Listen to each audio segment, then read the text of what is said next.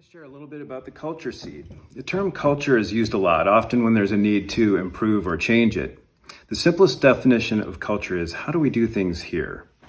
A recent SixSEED Culture engagement involved work with founders of a healthcare IT startup that wanted to be deliberate about their focus on culture.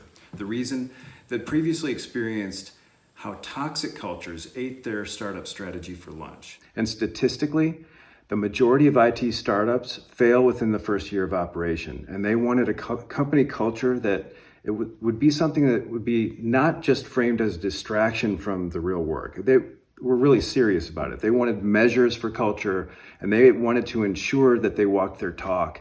They wanted the culture to drive their strategy.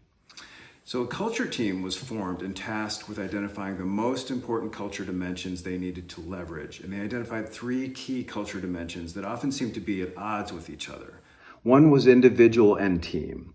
Another was continuity and transformation. Another was the organization and the customer. Using SixSEED's polarity assessment, they benchmarked individual measures, specific measures of operational performance based on those dimensions. They tracked their performance against the measures they identified.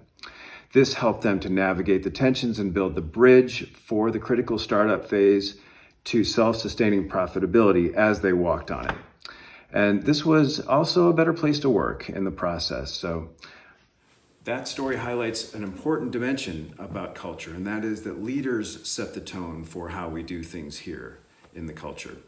So what's the story of your culture, and what are your biggest culture challenges right now? We'd love to hear from you. Drop us a line, LinkedIn, Facebook, email, whatever.